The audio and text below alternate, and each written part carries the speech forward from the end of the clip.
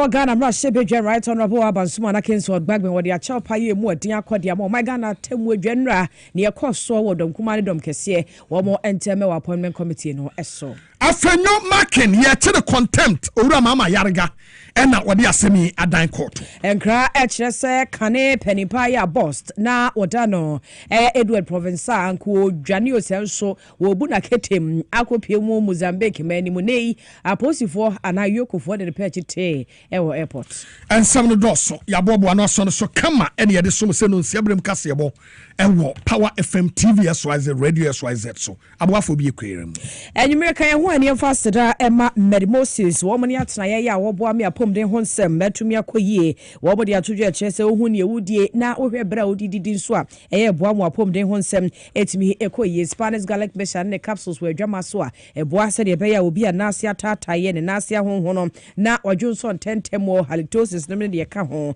ase etimi tu osa tamfo eye hexamesha and the capsules two osa se deku Richard Chapo that ho eboa malaria na typhoid etete ye no ne nyina nso ase to 3p garlic mixture the best garlic mixture ye we dwama so abusu ye kamfoma wo se wunya bi eno mebeboa na siesie woni padua no solar natural clinic se bra na osa na afi wo merebo ye wo hawa ba ho ahonhona ba ho no ye fedrun kan den kopa specialist eboa ama hepatitis ABC ne nyina wo mayina kwa e de free ni padua ni mom MTN se ogusu e kai was free after one extra no ejina mu dendenden ntile fa ho hyembi na enya emfasode fa kasa na enkwachiri osekwelesity me ensase a eda ye manso na so na ne bonso eda from Let's Talk Educational Consult de woji ye manketwa no abosumi nsia de konfiensi atete wo mo ewo akwaniasa nyina so Little George de kwa mesha ba enro bia nso ahwehwe wadwama so no woduru ho ebi ewo mensa ka promo ejina mu dendenden ya enye asemketwa ya ye kamfo de ma wo say star 274 hash eye twabi na wutwabi a wo bedi na enya asemketwa on the 5th of December de koso de ye koyanim ye Kasiebo mu ye bebom ama wo so ehunu bi bidi ade okumangra diwanf oheneba boama benye mene ama poma checheku afei ensem nchiremu eni mobakaya Ghana ha atoyirantem kase bi asiye ya nipa dodo no ano efamu ehwe won kwa na emu eya pa saasemi ni atoyirantem eto oman Ghana empanimfo atrase edomo suko eye ne se atoyirantem asiye BNC Ghana hada etise bi akwakosi a ewase yetumi yemu hwehwemu fikof ekosi ase ne wu senti a ekofa ba ya ema abudu pre na wiem ekoto hwe buram ema jato mu ema nipa bebre efamu ehwere wonkwa nipa makomako enwotwe ya na asoafo akukudam ewomu ene asojafo a ne woye adwuma ensami esi ya no a ye hyase se ye domu asukono ye wie na zina helicopter crash ya etehwe ye wunsam abai Aircraft Accident and Incident Investigation and Prevention Bureau AIB Ghana ede ensam ede ababe tudwa na wonsam ahodo a woka nyina na say yama Ghana fo entiase sade de kan adupre no efriwiem ana betori ya te sade adupre na mfam no efriwiem sara ene beti ahwe na sade nipa wonam asasi so wonam fomu a wotehwe na ka so nam fomu wotehwe no adupre wonam wiemu a wotumi etehwe ema ne yeyie eti adupre no atiahwe a watiahwe enya sa no mka no se watiahwe a watiahwe dabi nemu watiahwe nemu mchushemu a empanimfo adistiremu ne se yawo ade bia yefra no downdraft na wotiremu a eye emframa bia ebofa wiemu a emu odin pa na samframa no sa eba etumi te adupre efri soro hwi ede ne ba fom na samframa no omusia bi ewo bepo no so ya wo musia no na emu odin pa wo hwe ba bia wo mu eduruye ene sade na emframa no esi ebo na kasima be senan na omadu obo ase ye omokwa akolande etisima nan ya na omaduro de na omaduro wie ene omusia samframa no ewo wiem emframa no ye na dwe se wo ma adupre no enchele etu anene de tentam wo wiem na mumu hwɛ sade na adupre no ekono a na ebo no kusukuku no na asi etina ewiem so aye kabisi etia du pre no woye na dwe se da bi ensese me kosoro bebre esa se ebo no a abo no anu ani den ana anu den enti wokowiem bebre wo hunanim etina wo se oba fam kakra nti osia mframa no a mframa no ete ne sa no na chese woni ba bia akote se e wo se wolande ewo bepo no so ene se wode no ebe hwe bepo no so a esa mframa no emu dinti no ede ne hwe bepo no so ama eja etomu eti ade a womu ehu ye eno no na asem ya womu ehu ye ye omde betu dwan wopani ya wono eno agina AAIBG penifo anaimu eye Captain Retired Paul Foju wono eye obi a watwi adupre ni bi pen we retired pilot ena wasan eye investigator ya woye nsemimu enhwehwemu de wo hu ye ene de omu hu ye no wokyere mu sei akire yen. The investigation determined that the accident was caused by the sudden loss of altitude and lift due to downdraft. This loss of altitude without change in power or pitch altitude is consistent with downdraft associated with changing environmental conditions over high terrain. In conclusion, the helicopter accident was an unfortunate and sudden weather-related accident. Implementing the safety recommendations will prevent the reoccurrence of future accidents. We are Captain Retired Paul Foju. Ya wano a retired pilot na wasan eka ekua. Omo ya hwemu edefa edupre ya ehwiase no. Ensama wode atodwa no. Ebi no.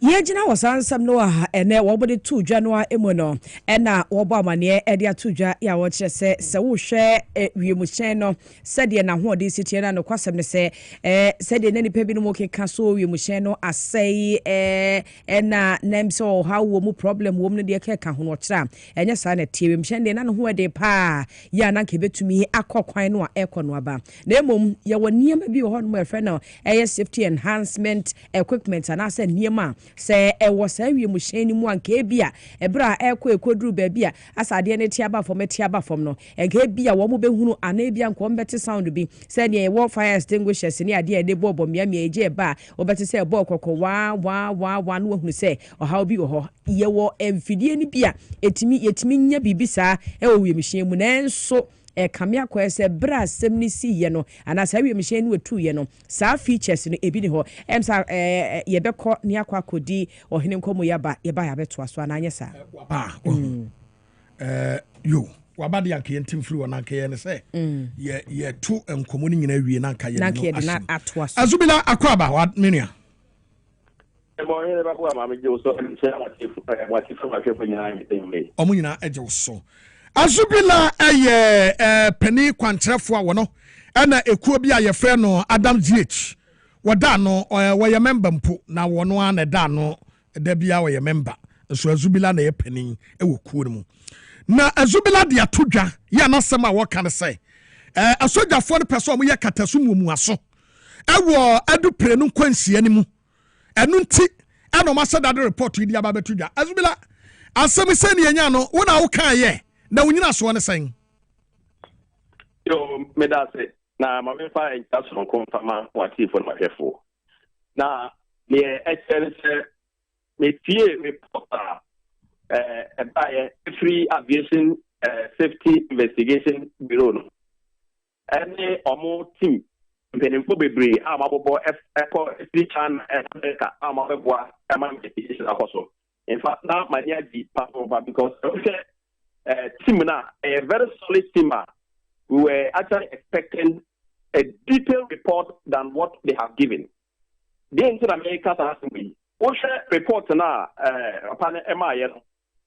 They are emphasizing on the helicopter was in good condition. Now, the helicopter was in good condition in his presentation.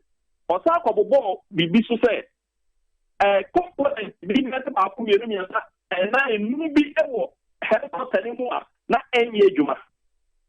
I don't know about aircraft. This is I think we get fit in that. automatic weather monitoring system of the aircraft. As automatic monitoring weather monitoring system, system pilot who say 1 kilometer ahead of him, 100 or 300 meters ahead of him, what is the danger there?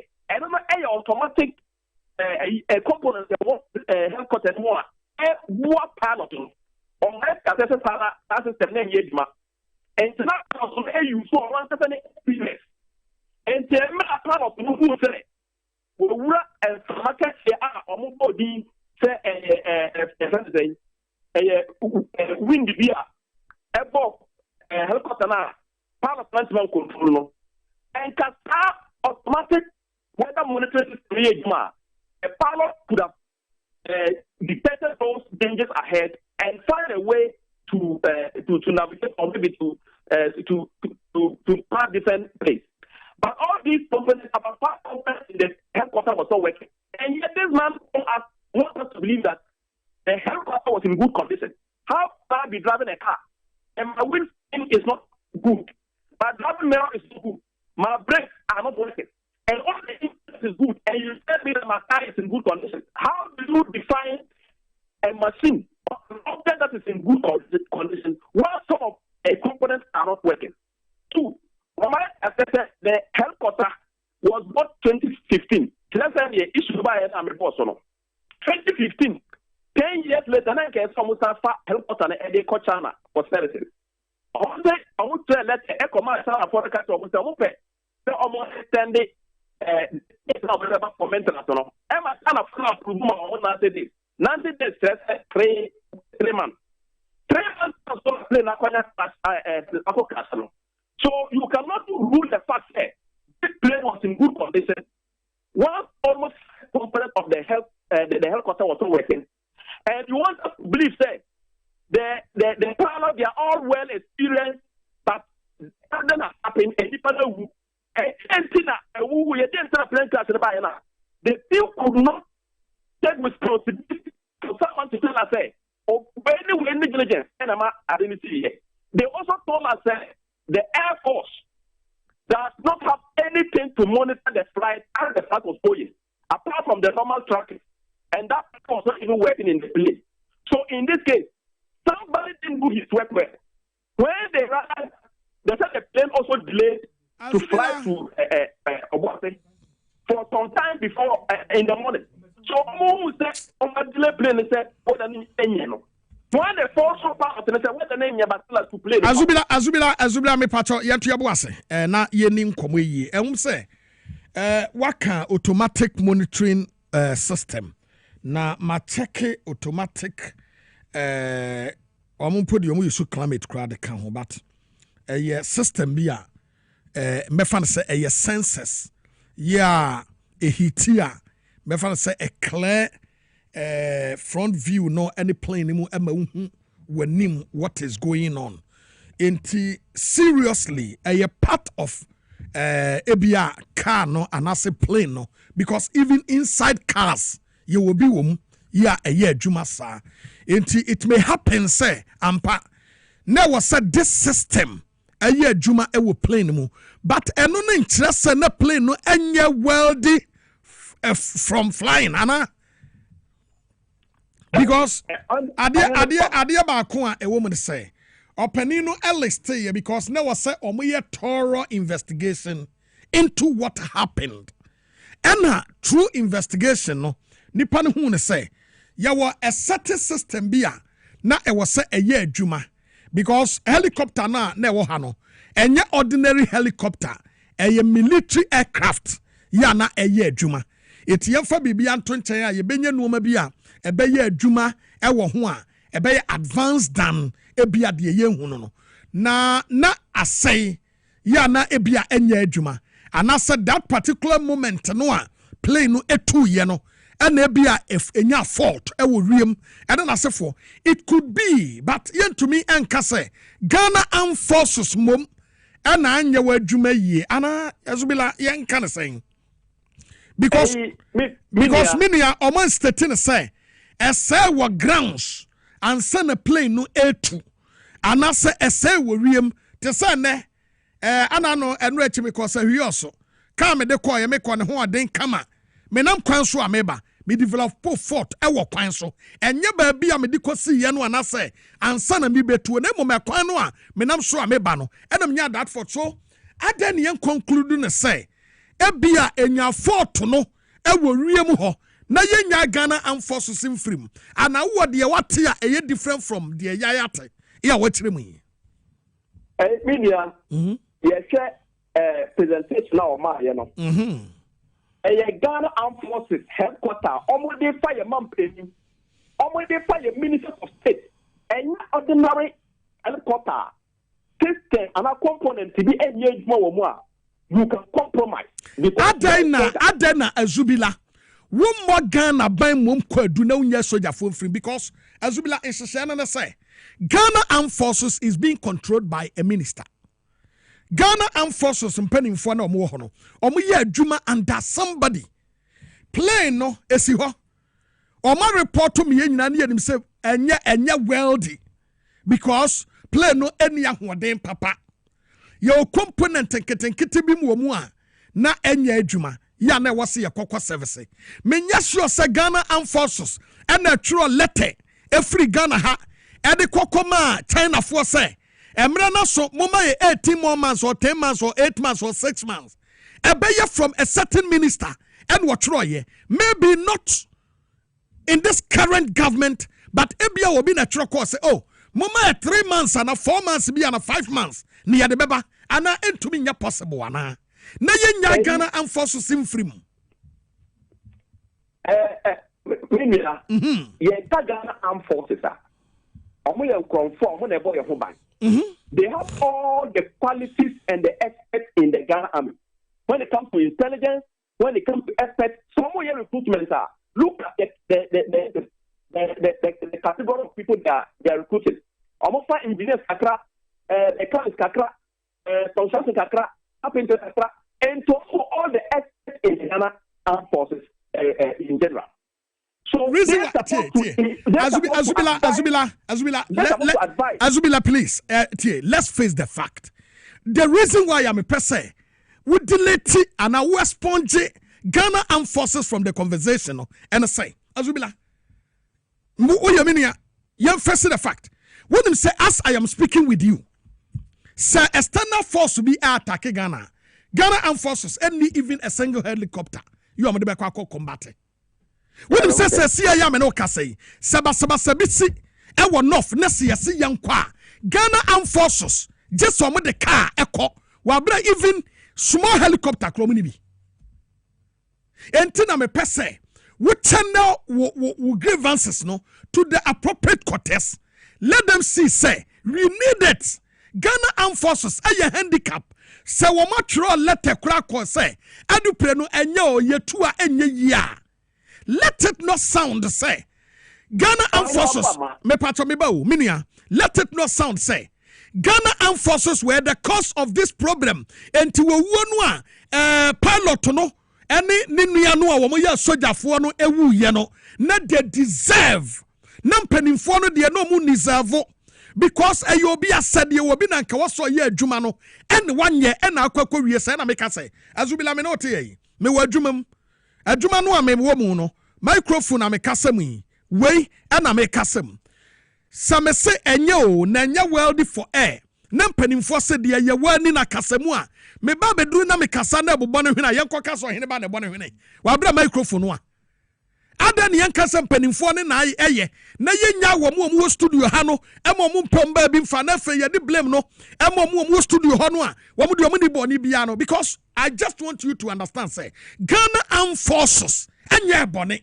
in this because yet wo memu a se na se yesi bibia si ne yanko a just adam ye de mirika ko Togo ni akosre Togo police fo ni soldier fo say mu wo helicopter ba ko a mu mfamfam yen na amimfo ba yeso wahu enti ba bi o man ye duro no e wose ye nyina ye ka bom say ye nyina ye nka bom na alupre no say 10 and 20 and ye beto ma Ghana Armed Forces a ye ntoma won na ye ne bimpo eti azubila ntina mpesa o delete Ghana Armed Forces from it no na won kwama no kɔ baabi a yɛbɛtumi ɛde sesɛ gu akwam sɛdeɛ ɛbɛyɛ a wɔtena bi si yɛsi yɛkɔtɔ plane de ama Ghana Armed Forces a obi nkɔgyina baabi nkɔ ka sɛ they don't deserve, because as I am speaking with you and I am speaking from authority, say Ghana Armed Forces any drone yɛ tu fa wiem kromo ni bi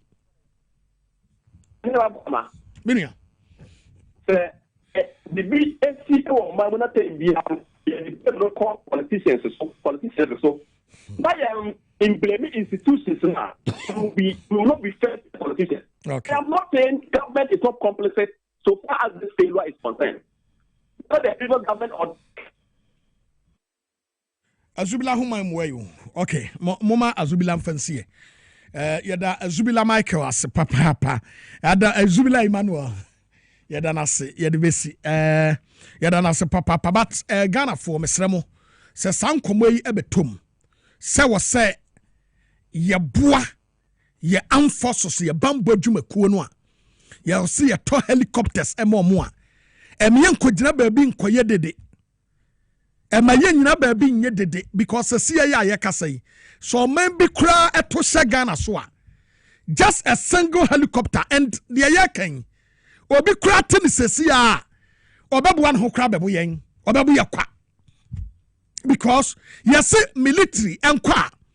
Womude ayi omoka mumnuntu ayi bas no. And no me beko kodru no na nkrofo de ombe ye wie dadada. So let's support the Ghana Armed Forces and all the institutions. Said ye be ya bambo dwumaku ahodo no ebetumi agina so ye da Zubila asese no so eden de atwa mu nemum enkomo no enya samu nati Zubila we de mesro ye to aso na yebegyina ewo sansem no a emuni ano edemu ansa na ode banti nsem ni bia enam so ma Zubila ehyebu ya na no obo amane se wiemhye ne kwasem ne se ewa hoden ya ne betumi aye adwuma no se de se na efata omu se na ne bre ya ye de ye mfiedu na so am ya sere se ye mfa ne fo aduokro 90 days nka ho ananka October 18th ena sabre ne beso ne yede akwakọ ensiesi adwuma ene se October 6 August 18th mum ene se August 6 no wo mkokohia eye wo mkofrikwa mu wo yayaya e wo sa atoye nchem no emunenso wo mgiri se wo mu se sa down draft no ya na ohene be boso no sa from adenden no ye na twen wiemhye ne de ba afom a enye bibia ensie e wo wiemhye ne ho nkitawde wo atutu kwada ne be ni ho adanse se sa de ne de ekoso wiemhye akase ene wiem kura ne dru baabi a wo setimi teba fom prekope na ezo esanse dru baabi a wo mon de ne kro no ya na ene asase so emu twa penti wo nche dem hu ne sa na we na so aben pepo no ama wo ye hu hwenye yinti na oteba fom sa no a wantumi enkuremu a ema wo de ebebo fom na enema nkitinkiti bi ho no mo a nanka wo se wiemhye no wo mu enya na ebi nimu de ene ma sa ha no e de eba ye yera fojo wo cheche sa ensem nimu no sei no kan safety recommendations. There is a definite need to modernize the fleet of the Ghana Air Force. The helicopter was airworthy, but it lacked additional safety enhancements. For instance, the terrain awareness warning system. Now, you know, the terrain awareness warning system, for instance, is predictive. So what it does is it tells you, warns you, it gives you a better picture of the situation and puts the pilots in a better, it gives them, puts them in a position to make better judgments, to be able to see everything and be able to foretell if there are any things that could possibly create a problem. But they lack the additional safety enhancements required for the weather phenomenon over that terrain. There was adverse weather, there was limited visibility, there was rising rugged terrain, with this terrain induced complicating factors, and there were no ground-based navigational route aids en route. enti eno ne ne ekoso no ebie ochire se ewiemu sakraye no weda no na nkoyie kura even ansa na wiemhye ne kura betuo no na wo medikan ahye donhwere ba koso wo de twen se wiemu betie ansa na wo mo asimo enti niema nketinkiti bi ogidi se ye bambo eho niema nanka wo wiemhye ne mu a ebetumi aboa ma bia wo hunu nanim na wo hunu ba bi wo no se eho ye beposo ho nya beposo ne bonkum so ne nifa so se na tie ne bi nimbate no so nkyere se na wiemhye ne ni ahoden se ebetuo wie no wɔkyerɛ sɛ wɔn ɛyɛ hwehwɛmu no nyinaa wie no na wɔn sipo no nneɛma no bi wɔ hɔ no ma wɔn de ho recommendation ama aban sɛ aban ɛkɔ n'anim no wɔn nhwɛ no wɔn nyɛ saa nneɛma yi ɛmfa mo sɛ de bɛyɛ adaakye besi ɛkɔtɔ wiemhyɛn no bi di aba ɔman Ghana mu a yɛbɛhwɛ sɛ wiemhyɛn no ɛde ba ɛde kɔma asraafoɔ sɛ wɔn fɛ no dwuma no ɛwɔ saa kadeɛ no nyinaa bi wɔm na afei nhyɛn no nso yɛde gu akwan so ne yɛbɛhwɛ no yɛdi so ɛba no saa de ato yɛn nkyɛn mu ati sɛ yie no ɛnyɛ adeɛ de ani ɛbɛhunu bi ebiem yɛ rapport ana Captain Paul Fojo and also say no cano. Our safety recommendations. There is a definite need to modernize the fleet of the Ghana Air Force. We have recommended that the Air Force acquire modern aircraft with terrain avoidance warning systems and modern navigation systems. That the aircraft should have cockpit voice recorders and flight data recorders, which are the audiovisual capable types. That the Air Force should invest in simulators for recurrent training.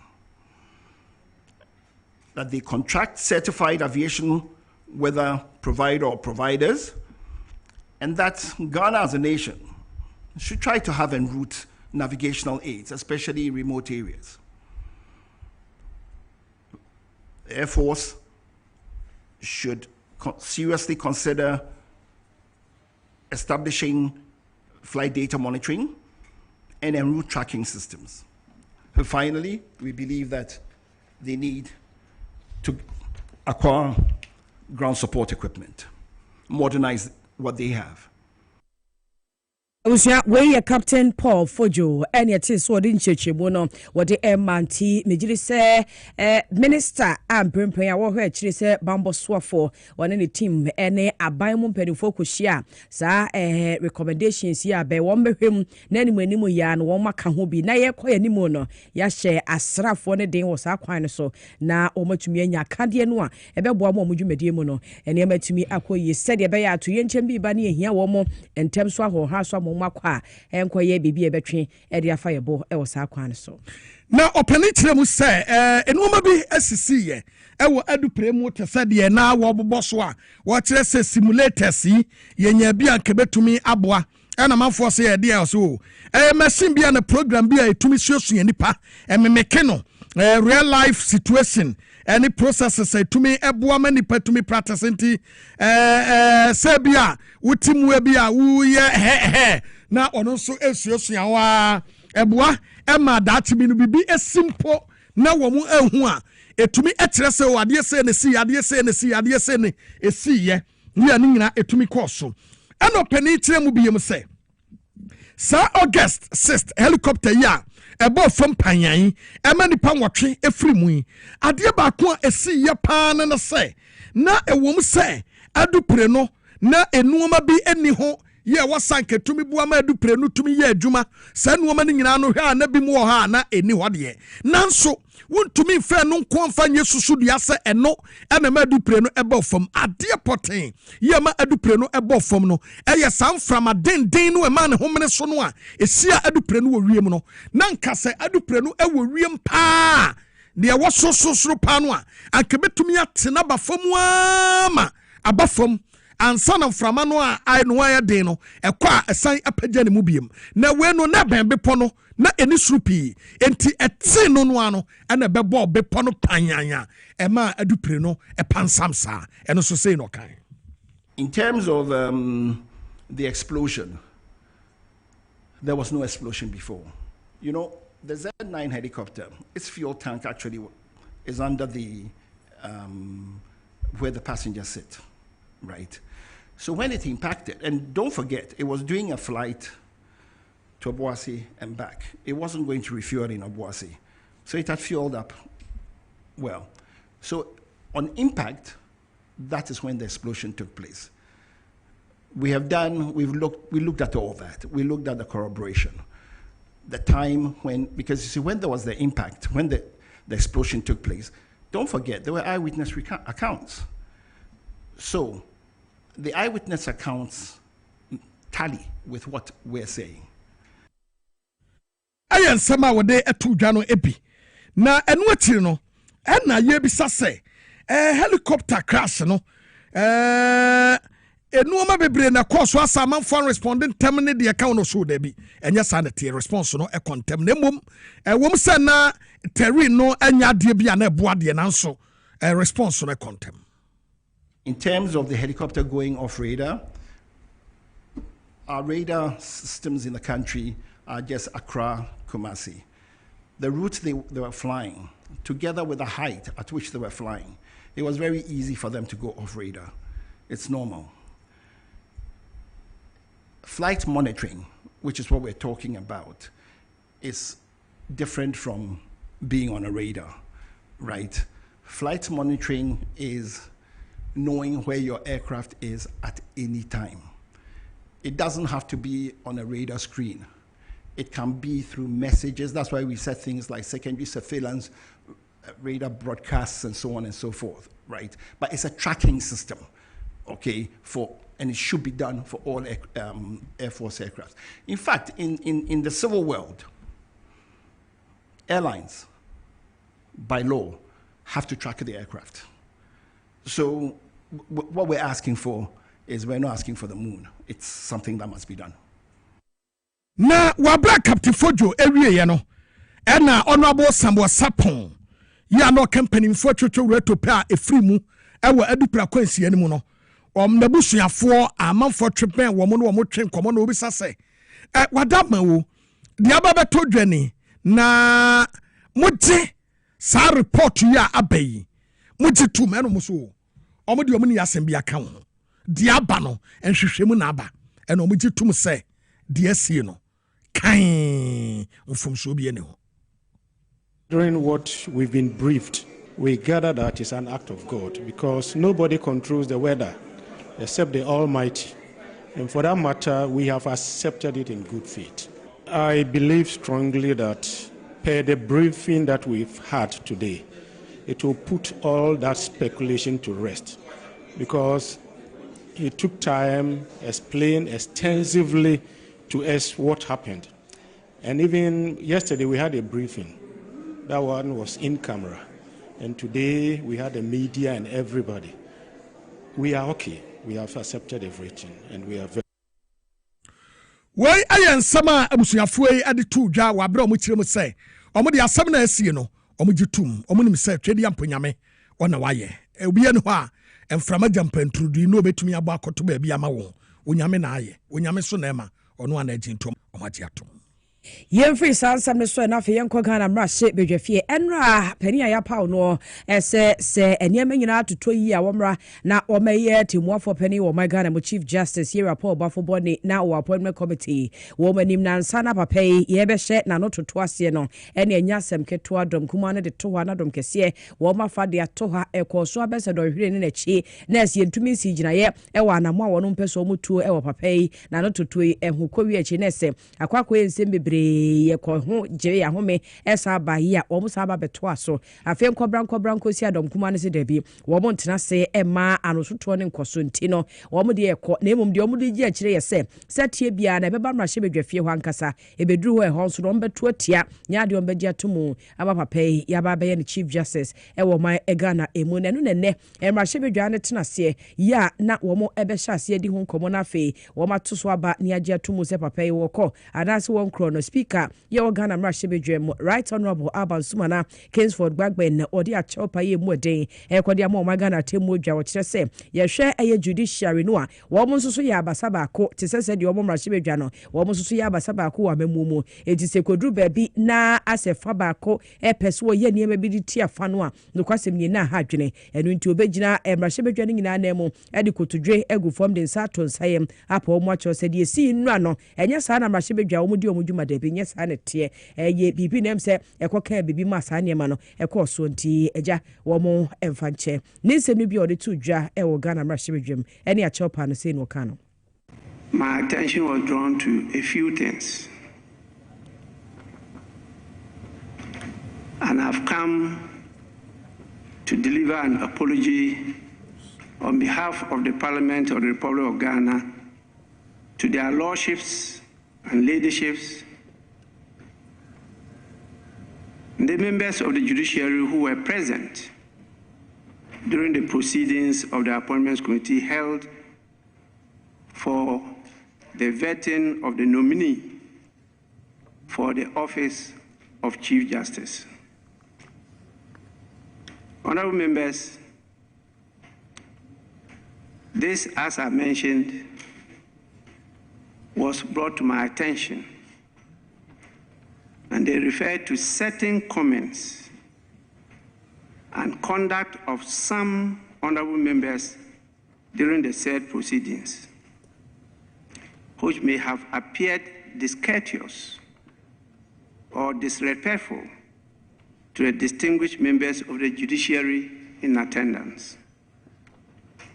Such conduct, though not representative of the collective will of Parliament, is regrettable and inconsistent with the decorum expected of members under the standing orders of the Parliament of Ghana.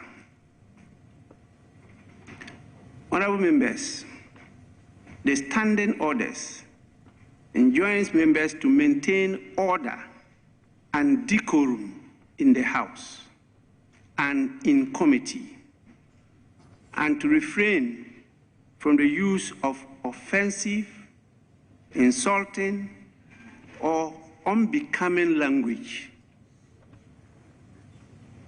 In particular, Order 123, Rule 3, cautions members against imputing improper motives. As Speaker, I wish to reaffirm Parliament's unwavering respect for the judiciary as a co-equal arm of government under Article 125, Clause 1 of the 1992 Constitution, which vests the judiciary power of Ghana in the judiciary. And the judiciary is independent of control or direction from any person or authority. The doctrine of separation of powers requires that all three arms of government, the executive, legislature, and judiciary, relate to one another with mutual respect. Abusia we Ghana Mrashe Bedwam Chiamehine, Right Honorable Aban Sumana Kingsford Gbagbin. Yantraso na yenim komo. Edom Kasiebo Mrashe Bedwam na no difo de krata de akwakodan. Speaker of Parliament say Alexander Afenyomaken you are dom keto e Mrashe Bedwam na no difo no. Wa fom Mrashe Bedwano na yente no contempt. Mrashe Bedwafie. Sentia wa yesa no ene say mobeka ya nansan ena beto odwa say Mame Patricia Apiejei ene yayi no say ECOWAS Parliament onkonkosi Ghana nan mu say ono na enye na no difo wo delegate ebeko na asemi ba ya beto odwa no Alexander Fenyoma keka say da bi da wonu mom na beko emu osori gina mu chinchire atwan edi atire ama ana no ECOWAS Parliament ekoye kokoduru ye no Ghana for Kobi, Ghana for a koye no, a Fenyoma ken ene du omanim ede wo mo koye. Emo mo koye koduru ene din ya da no eye Patricia Apiejei. Yakobo se leader Patricia Apiejei ensori ya Patricia. Wadani bema Patricia wanu wasori ya jina hoi. Within the sign wasi Alexander Fenyoma ken ene yase enye wa it is a sad ya delegate udi omanim free Ghana ba ye nyina no. Ya du omutuma enye ye. Monsanko ene ye pamu wo mo. Amon ba Ghana hane no ene dom Kasiebo Mrashe Bedwam na no difo de krata de akodan speaker say na dawroma wonche Alexander Fenyoma ken contempt se wobu parliament animtia amanimguaseɛ aka parliament ɛwɔ obi man so. Mr. Speaker, if you recall, we had removed the name of the minority leader, Honorable Afenyomakin Alexander Kwamina, member for Efutu, from the list of Ghana's delegation to the ECOWAS Community Parliament. So, Speaker, this resolution of this Parliament was communicated to the ECOWAS Parliament by, I believe, your good self. This Parliament's delegation, as constituted by our resolution, went to Port Harcourt and they met the Honorable Afenyomakin Alexander Kwamina sitting there and refusing to give way as directed by this Parliament. Indeed, whilst our nominated delegation were there and it was time to swear in members, the ECOWAS Parliament refused to swear in Ghana's delegation. I had to intervene and threaten the Speaker of the ECOWAS Parliament that if my delegation returned to Ghana without being sworn in, she will receive a resolution of the Parliament of Ghana directing Ghana to withdraw from ECOWAS itself. The Speaker of the ECOWAS Parliament then caved in and swore in four members of our delegation. Mr. Speaker, the Honorable Afenyomakin Alexander Kwamina was at that session of the ECOWAS Parliament, attended that session of the ECOWAS Parliament in clear defiance of a resolution of this Parliament. In clear defiance of a resolution of this Parliament. That is why, Mr. Speaker, I have cited the provisions of Order 31-0, which says that any act or omission which affronts the dignity or authority of Parliament, Mr. Speaker, and let me emphasize, authority of Parliament, any act that affronts the authority of the Parliament of Ghana or produces any such effect constitutes contempt of Parliament and a breach of parliamentary privilege. Asemi mu no and the Speaker of Parliament Owura Alban Sumana Bagbin and so Eddie Tuja say mo mate say what can say Eddie akyere me dia and ye mekɔ so no ma ye ho adwuma ben wo se ɔkyena nyame ya adom a krata no a ye de abrɛ no no ɔbɛtena ho na wadom asukɔ no wawuram no wahu baabi a ensɛm no ɛwɔ amanfo bɛbɔ nkuro ɔbɛfra dansefo ye wi a Alexander Afenyomakin ye bɛhwɛ sɛ wabu Parliament and Tiaman was Yakokaye. Yabachana so apam na free Parliament. Kra ya wonsi wobium and yabama suspension. Ana yabama wajai a futumra sebejano ni yakoba election. Ninano ochna and the Speaker Edbetu just say no kind. The rules are clear. I'll have to come back to the House as to my view on this matter before I decide whether to refer it to the committee or not to refer to the committee. So I have that decision to make, and I need to consider it before I do so. So I will take the whole of today to consider the complaint, and tomorrow I will then communicate my decision to the House.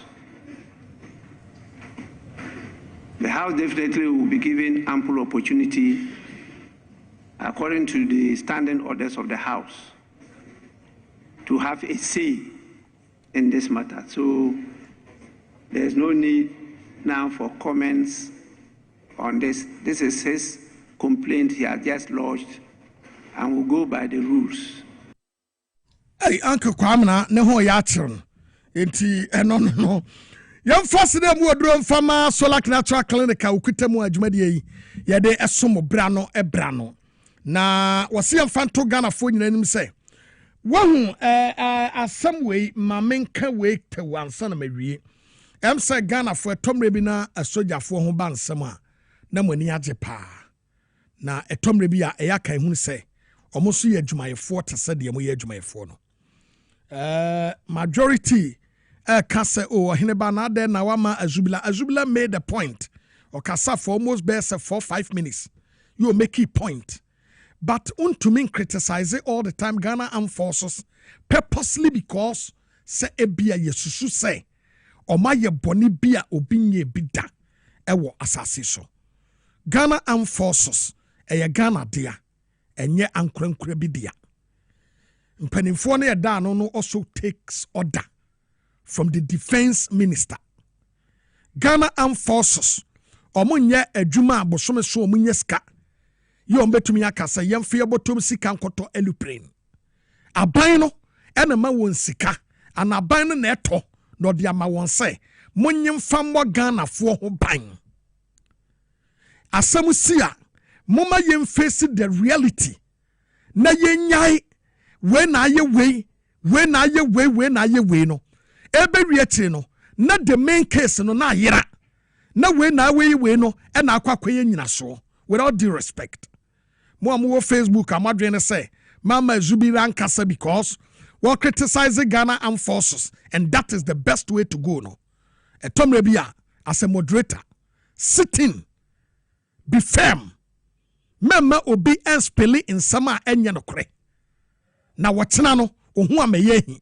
Without due respect, Solar Natural Clinic bebua mwapom de wonsem awie peye wadaroma se eye awo ena ehawo wo kidney ena honsem aba problem wo liver eho aka wadaroma liver ene kidney na de emfa ni agro eyade bi ekum ni papa eti solar kese fabra na wonsa wo yade mu waninye se ye kidney eye liver ena wo problem ewo ho a wo de ane se obetu ana mo papa na wo omadi nsawoso no maboa wo ama wanije awie peye na ya me no kasai ko Solar Natural Clinic se de ade asan kwa nkoto won na mum otena no pa Dr. Solomon say obe test u kidney and u liver wo be hwe se kidney no and liver no ho ahoden no etesanya for just 200 Ghana cedis bra no munye sa test no ema wo ye wie na so hu se problem kase bi ewo ho a 300 Ghana cedis a ekono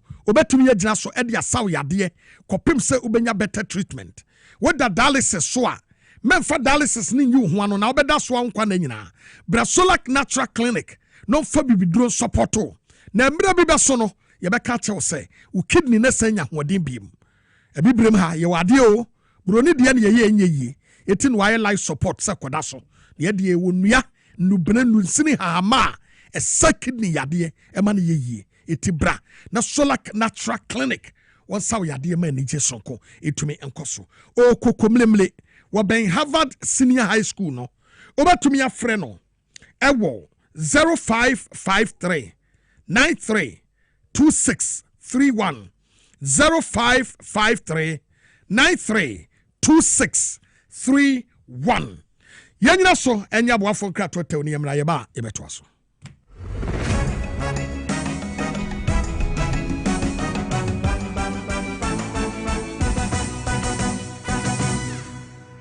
Na ede na aya obayi a oda forma so ne yafunu mu emunumuni. Oh, Mr. Entry, also yare ya titi mi ben fie pi nanso ne yamu nyono da. Se me chew no ahodo amato a me hunu hwea. Ebe ya nwanwa. Menyi ni se what ulcer tamfo Haxa capsules any Haxa mixture yanum bom kutia ulcer no bia ma no anom. Anka ne ho ato no dadaada. Ulcer dro de eno ani Haxa capsules any Haxa mixture. Ankom ni nkyeremu. Ulcer yekura eto yefunu ene ensunu mu. Etumi a wo yefunu ekeka wa. Wogire wo ho a enye. Ulcer etumi ema wo ye cheko ebra wadidi awie. So how aye ulcer de a compare Haxa capsules any Haxa mixture nanum bom na ho ebeto. Pedudu etu a ko okanshi drug lane Kumasi Dani Herbal Takradi AA Mensa Anafre 020-3822-855 Apinfo abatan ya woma won mofra no fo ene mofra woni mfie dumienu enka ho Haxa capsules ene ne mixture ulcer tamfo edie age adwadie nkratoyi yi atom.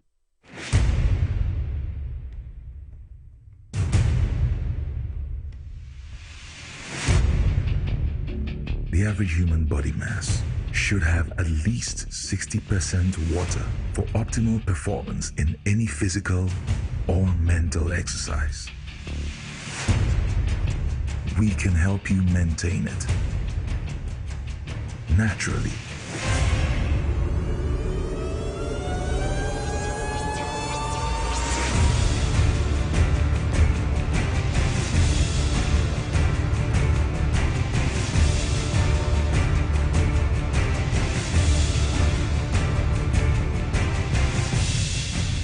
Natural mineral water. Simply natural. For bulk purchase, call 0596 273 546 or 0596 273 547. This advert is FDA approved. Yefemna na kwa me taxi driver na enkane na misisi eso misisi ama kame na to na twetweme binya 3p garlic mixer no aboa me pa aduro ata miracle bi wo aduro no jese mafunu kra se di sia twimi ankasa me humi esisi so me humi ana esisi so obeka se dia bibi hye me so bi no na ye normal mi bibi na ti no ti pa me sa 3 days ni na aduro na ankasa de nyankopon de ayi bi ahodi ti ma ebi ti nyasa mketo ana se we de me fro aka so na me fa hye me nkwa ne me de abe fa 3 years ni ana aseme gina ho a me na mu sisinya hye me kwa me de ameko bi amu so much me duru aba 6 years ni o tema didi am ye maji se ene me jaina ya le na nkumi preko ene 4 days ana me koto 3 garlic mixture ni tema me kase yankupo ni yam se ende ya me no kase me ho atomi a me din wa me ntiase 3p garlic mixture ubenya bi wo mamu pharmaceutical shops and herbal shops Fred Piwak e wo 02489288824 and 020100002.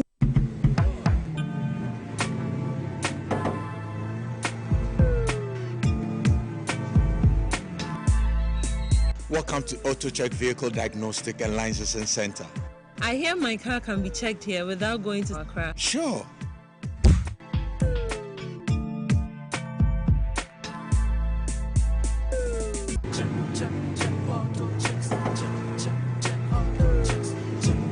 Emission, check.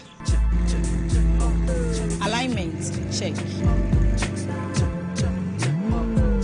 Brakes, check. Visit AutoChecks at Koforodia Aquadrum Road for the roadworthiness of your vehicle, from saloon cars to heavy-duty industrial vehicles. Madam, your car is now ready for the road. Thank you so much.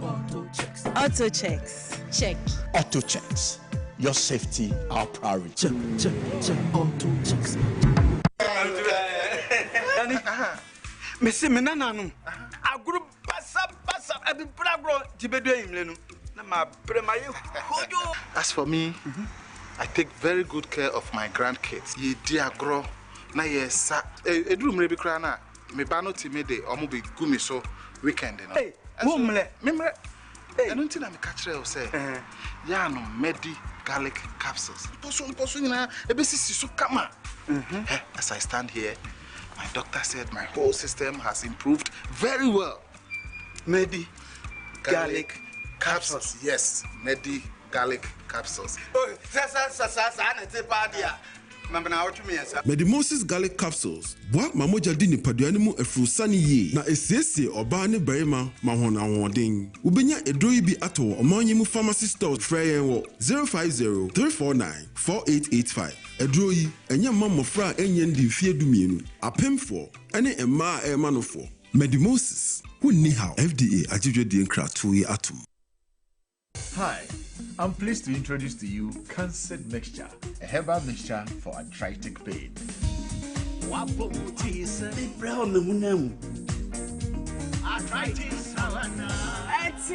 me. Cancer Mixture, no, Cancer Mixture, no, Cancer Mixture. Yeruba Biara na Nudruo, Moria, or arthritis. Cancer mixture, obey your juma when you put it inside. I'm a place in new grand. And in Fidiana, menu, on your market for in your button, I want one menu for. First, baby, I'm from one Sanka, Senior Susan, Bonibiara, home doctor, and I report for FDA Med Safety Apnodo. And Katui, FDA Apnodo.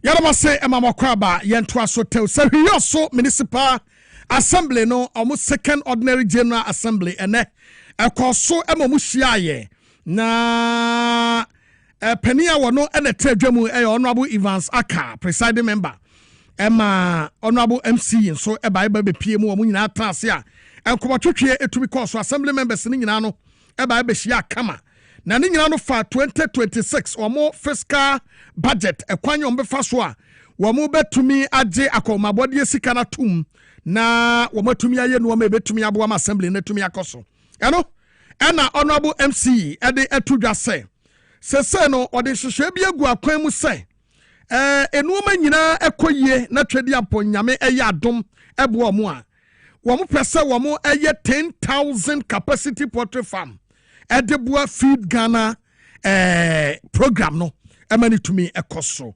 Asama Honorable Dominic Jesse Edituja ini.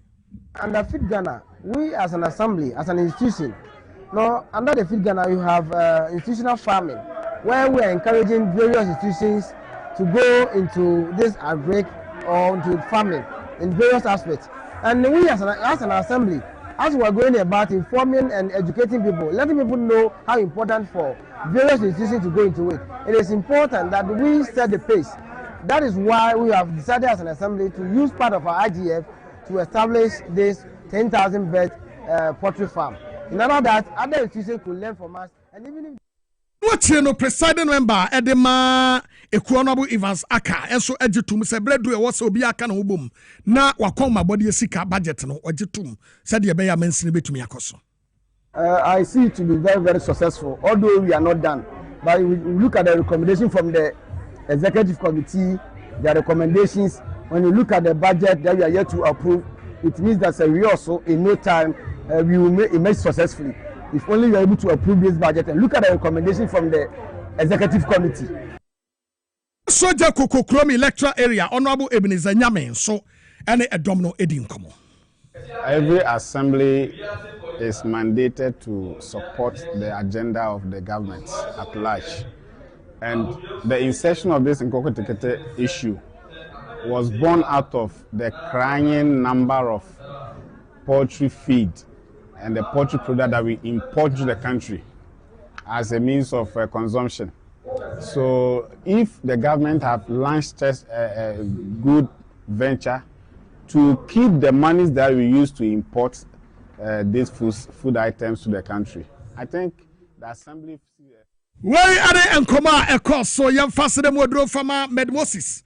Na wamwa wapom de wonsem entumi enkoso Medmosis Clinic and Prostrate Center or see Fanto Ghana for you say aduane a wudi nso eya cheke na aduane a wobedie anadwo wobedi distress ebeto liver so na asefo nti eya bomoden na liver kid no eya pebinanom na embo liver ho eban natural 100% natural ya your friend liver kid anase liver kid wobetumi abono liver kid nso baba de nanum bi na emwo ni padua no ene da so no wonuma ebuo ni padua no papa ema pomde papa ho nsem etumi eba mo liver problem anase bia wanya hu se unyanya sa problem no Food and Drugs Authority adiatum eti adroi numbi na liver kid no etumi emwo wo pomde nsem entumi enkoso wo betumi afre no obisa se liver kid say na ye na dwuma 0244068447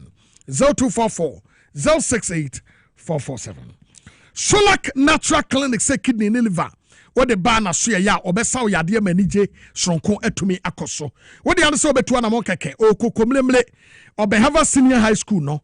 The number was just 0553 93 26 31 0553 93 26 31 Spanish garlic mixture and the capsules. When you a drebi no ma ebuani peduan papa wona setataya Spanish ebebuawo wojo so bebre bad cholesterol menstrual disorders arthritis halitosis obia ni sifita enso nanum nka ewom wonya bia ebuawo bobo de na bowura ba bia to aduro bia na kokope bi wobetumi afre 0266 11 41 11 0266 11 41 11 mami kafu haksa mixture and the capsules emfa emau hake and omodi adrei ediaba na adia ba kwa haksa mixture and capsules say yen say eye osa tamfo aduro tatahwe obi a osa ewo ne so wunya aduro we bi no a etu osa na se eti se wo de na aduane to ye ma na ye anase woni di ya na ye o ade anyo ene hawo wadra na se obenya haksa mixture ene ne capsules ne bi ne wanonom ba bia to aduro bia no hake aduro yi wunya bia eboa frɛ 0240 238 310 0240 238 310 Ruta natural product when the Ruta mixture ye to malaria fever se ne kureku eba no aduro eye Ruta mixture malaria fever away Ruta Titanic 2 typhoid fever se ema Ruta life na ne srade ni paduan mu hohuru ma hondwa eba etipe Ruta aduro bi no na ho beto obetumi afre 0244 503443 0244 503443 3P garlic mixture Piwak natural health and wadi adu papai adi aba stress yarbone panti anumbi nanyi stress emfiri so oda o se wo kasa asenu magejina woni so wo beso so da ye basa sama de atwada ro me yade bone pa general body pains esiesie ni padua no emanu makoso sa wonan ya tititi a eyanom 3P garlic mixture no ebi mframa gina wo yam a waduru eno no Piwak natural health and wadi edupai edia banadro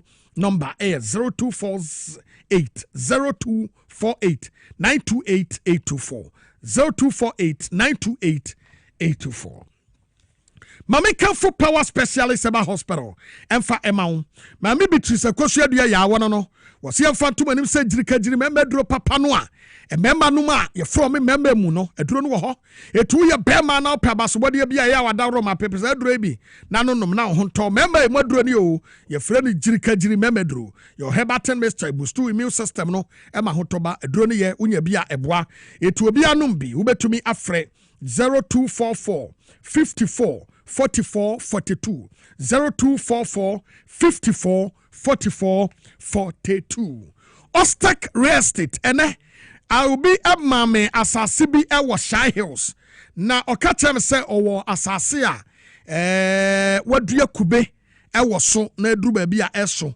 na woton nam se Shy Hills ba ko sen wo se 70,000 nam se Shy Hills ene Ostek Real Estate for the omo de maye fofofo papa etufo bo ene sen wo so won sase e wo dodowa ayikuma asebi doyumu afianya dowanya ene Shy Hills en sase ane bo efo etu obi amra no mra magibi wadaro ma betumi afre 0244 684 069 0244 684 069 MTN Sami Phantom and say free after one no or that sugu so we enjoy MTN what the other so bedal star 550 hash star 550 hash not free after one what do room now okasa 1 minute be na 10 minutes be ya to for just 1 minute until okasa for 1 hour ya to for just 6 minutes pe na dia ba ko a e wo sade we hu no say what dia woni MTN fo na bon komo no 1 hour no ya wawie no when you real yanua what they to so gengrai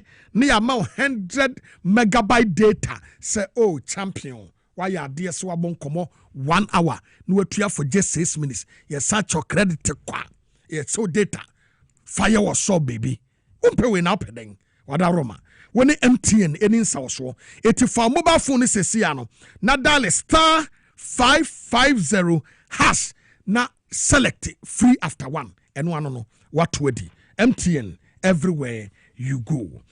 Let's talk educational consult and kwadawu masua papa adwosuom ene ho akwada wanya 6 months to 6 years so ko school ho eboano etimani ko school your Saturday classes entrepreneurship, reading and writing, personality development, IT training, creativity and exploration. What's them kwadano mboa mo afi achechirefo ya mo pese ya consult mo nso no omo ye. Omo tesi nuga estate Mango Street, wabeleje kuku municipal assembly no. Number ni 0249 069 821. 0249 069-821. Little George Health Shop. And yadru ne swono. Osi mfatu enim se. Wope edro ato. Watinya nantia bre. Wope bi wunya bi freno. No be package mi ni yedi abre. Adie bi a wo hwehwe se ye drinks. Ana se eye enuro freno. Organic raw papa freno. Ewo 0243 140 213. 0243 140 213 freno or tema na obejoso mensaka ene yadruso no na Power FM mensaka wo dali star 274 hasha eno no betumi aboa manu makoso star 274 hash star 274 hash na was selected number 1 Power FM SYZ Power FM SYZ ama enuoma etumi akoso ntibo wode na fa hojim na enuoma entumi enkoso na enuoma entumi enkoso amanfo nhwehwanimu amanfo de me akwakuura bomu wabra menye madwen se me bobo me beyi me games ye freno Bermuda Games 2025 and am ye ne Accra FM4 ko boy ye hye saa into this time omoso omobiem na these games na ebe koso no eye team XYZ and X natural mineral water and yake ho abom na ye kwa kobobo ye abo no ye kwa kobo no Piwak Natural Health ebeba Medimosis Clinic ebeba any teams ahodo no nyina so omo bam yehia me yakwa kobobo ubehu piesie ubehu agyeman ukuman grade 1 for hene babo amabane yemtuatua town ke Nicholas oho Dr. Prince Yosen ana Prince Mototi wono so etua town Dr. Moses Medimosis Clinic ene de akan wo nyina beba yebekoso kwa kobobo yi ewo Magdan Town Park ya eben Jokers inside Labadi eho ene yebe start anopa no ndu pepepe na ye de asese so Bermuda Games 2025 wada Roma brai meme de me mbobo ni bi na emom de me ya se me ma commentary etubeti awurade akoa ya sapa papa he bonu abontro kasa no oh bonu so bi se wabre sapa papa he akoa ni mbobo commentator on science selection commentator kum coach Etibra bi enkosia na that day no crown man say Farmers Day oh yeah Farmers Day no 5th of December and ye de ehhehhe so ntibesra mo e mo bia nyine ho mfrim this Farmers Day and say akuafo day bra beka ho na ye mmobo no man nya kono mesra wo obi amra bi wo ba so ya abo ho na emegina ho wo ba ne ye bobo no wia ne ye twa picture wo hene ba fa number mama me twa picture e ma ho ye wia ye wo se mo good mood ye hye no na ansana waba ye team XYZ why we support yes ada no mo megina echi me maye obi ba JK fa ho to form so ho ai mo my fans ada echi be de betumi ahye Piwak fo ahye Medimosis ahye X for the cracker ho na se de cap on ye de abefia ha e wo se de ngina esi wa ha ne adam ase anwumre don hwe ba ko ne echi mo hwen ama ye de nsempɛ de adam Facebook adwenche bebre ba dodo na ase omo ne ohene nyadwe ba wate ho no e de afiri ho enti ye kwayanim ye da masese brana ya mutie Kasiebo na mo ne edi senkita ho no Facebook no eso aseda bi mu nkoma eye floor manager ba akopɛ Kofi the boy one Elvis Enwume wo mo hwekire ewo inside Hammer yen sanso na director Ralph Omama Peter Abbas na fe ohene kisi any team no aka nyina wo mo so hwekire wo MCR mayen eye Agnes Marjorie na fe Ofebia wo mo ne production team Enwume adwo akwacho anu nyina abo bi ewo newsroom Kofi Abrante na yesomo Enwume Lizzie Tego ono ne makeup artist ono so siesie kama Francis na fe Same wo mo ne video editors yenso Enwume ye bekenka Kasiebo ema mo eyeme ama poma checheku mene Okumangra diwan oheneba boama benye edamu nyina se Enwume